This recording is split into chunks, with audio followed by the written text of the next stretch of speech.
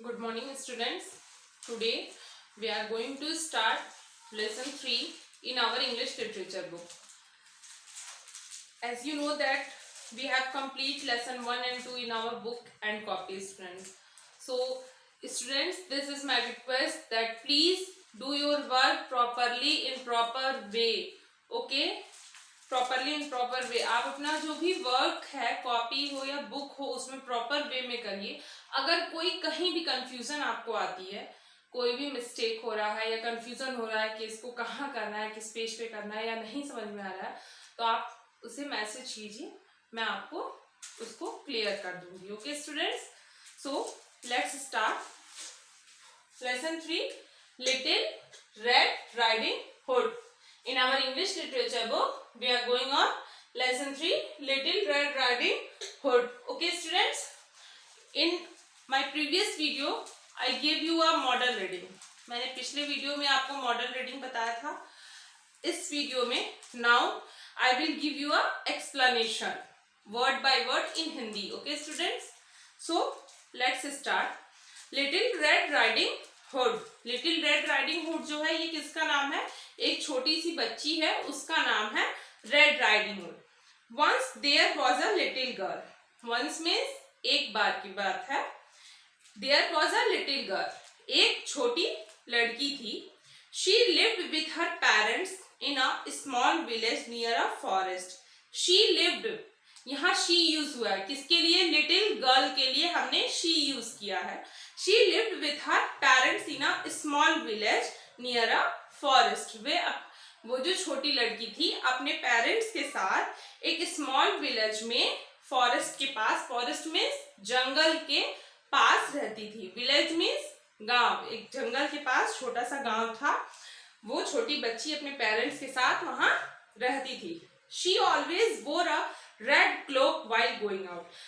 वो हमेशा red colour का क्लोक पहनती थी. क्लोक मीन्स एक बहुत ही लंबा सा गाउन टाइप से होता है और उसमें एक कैप भी होती है. वो रेड कलर की हमेशा क्लोक पहनती थी.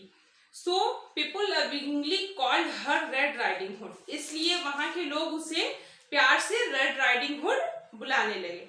She was a very beautiful and jolly girl. वो बहुत ही ब्यूटीफुल, सुंदर और जॉली गर्ल थी. Everybody loved her. हर कोई उसे लव करता था. One day her mother gave her a basket full of nice cake and said, एक दिन की बात है कि उसकी मदर ने उसे एक बास्केट फुल, टोकरी भर के केक दिया, सुंदर सा केक, और उससे कहा, said means कहा, go to your grandmother and give the cake to her. तुम अपने ग्रैंड मदर के घर जाओ और उसे उन्हें केक दे के आओ. But remember, there is a wolf in the forest. Just wait a minute.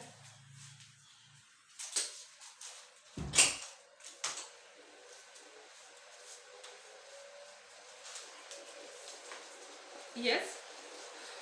But remember, there is a wolf in the forest.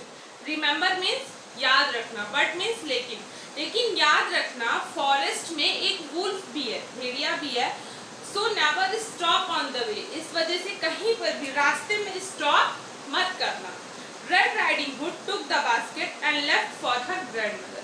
Red Riding Hood ने बास्केट उठाया और अपने ग्रैंडमदर के घर के लिए चल पड़ी. Her grandmother lived in a small cottage in the middle of the forest. उसकी जो ग्रैंडमदर थी, her grandmother, हर यहाँ यूज हुआ है लिटिल रेड राइडिंग हुड के लिए. उसकी जो ग्रैंडमदर थी रेड राइडिंग हुड की, वो फॉरेस्ट में रहती थी, जंगल के बीचों बीच में, मिडिल में स्मॉल कॉटेज, छोटे से कॉटेज में. Red riding hood entered into the forest. Red riding hood जो थी वो फॉरेस्ट में एंटर्ड कर चुकी थी. On the way she saw many wild flowers all around. रास्ते में, ऑन द वे, रास्ते में उसने देखा बहुत से वाइल्ड फ्लावर्स हैं आसपास.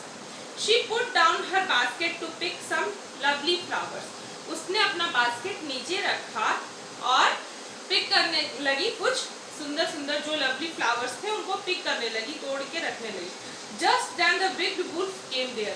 तभी वहाँ पे बिग वुल्फ जो था वो भेड़िया आया. Where are you going, my little girl?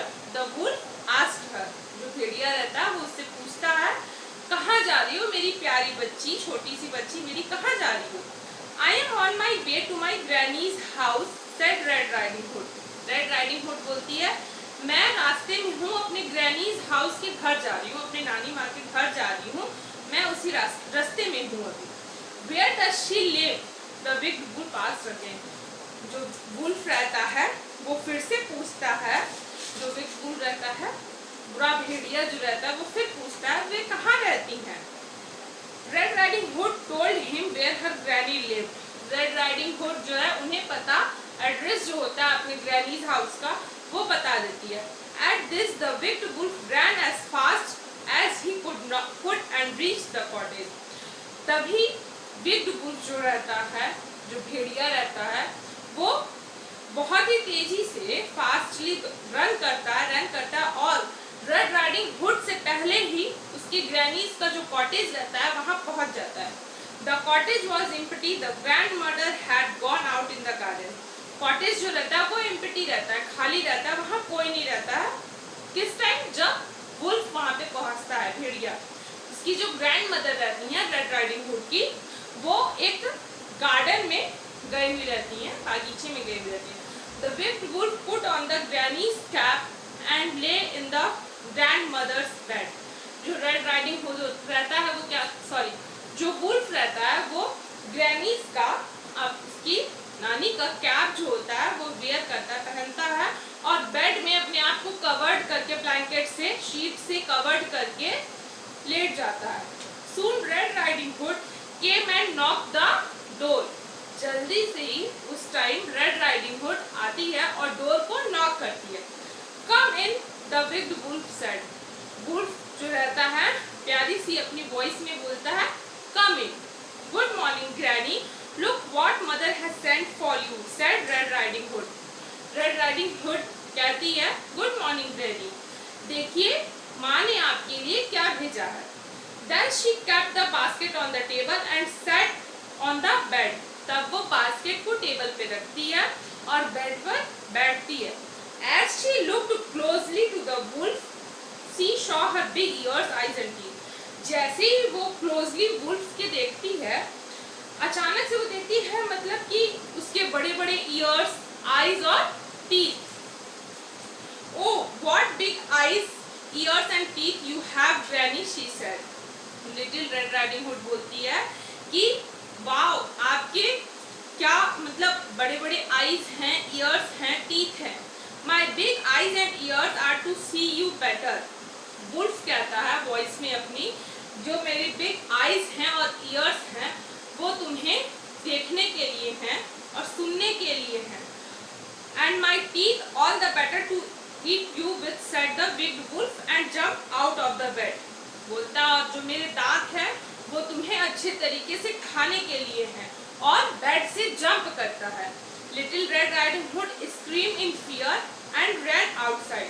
जो रेड राइडिंग हुड रहती है वो डर से बहुत ही तेज चिल्लाती है और बाहर की तरफ दौड़ती है. The wolf was about to jump upon her.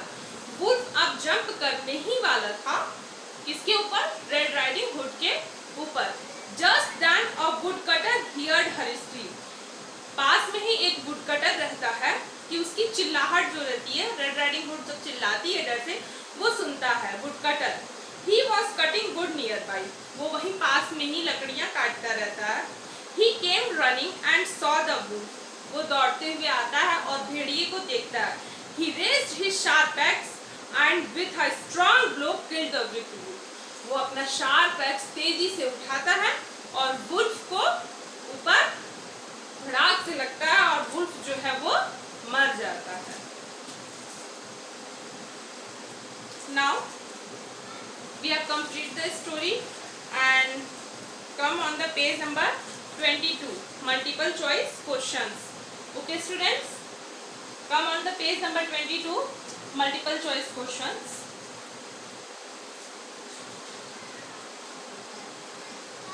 Red Riding Hood always wore a dash cloak while going out. यहाँ क्वेश्चन में बोल रहा है red riding hood always wore a dash cloak while going out. Red riding hood हमेशा पहनती थी? Green, blue और red, red colour का। Which colour? Red. One day her mother gave her a dash of nice cake. एक दिन उसकी माँ ने उसको किसमें केक दिया था? फुल ऑफ केक किसमें करके दिया था? हैंडफुल, बास्केटफुल या bagful? Basketful of nice cake. टोकरी में भर के देती है ना, basketful. Third is her grandmother lived in a small dash in the middle of the forest. उसकी ग्रैंडमदर कहाँ रहती थी? कॉटेज, हाउस और hut? Where her grandmother live? Cottage, COTTAGE, cottage. Fourth number is just then the dash wolf came there. अचानक से कैसा wolf आता है? भेड़िया। नॉटी, जेंटल और विक्ड। विक्ड मीन्स होता है बहुत ही बेकार। Wicked wolf. कैसा वुल्फ आता है? विक्ड वुल्फ आता है।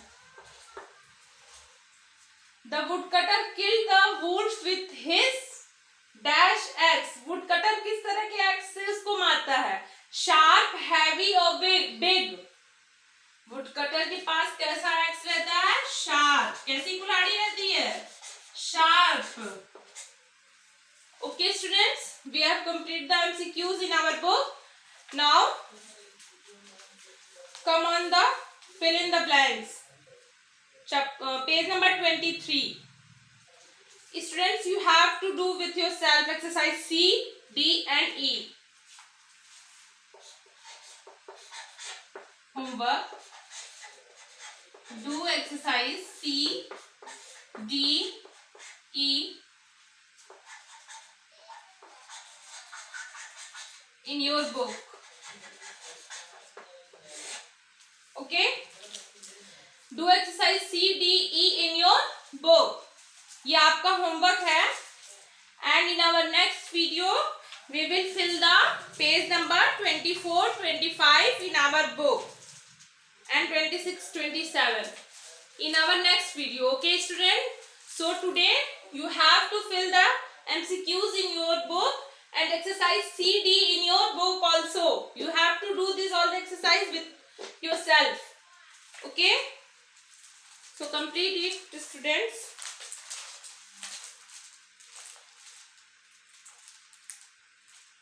Okay, thank you.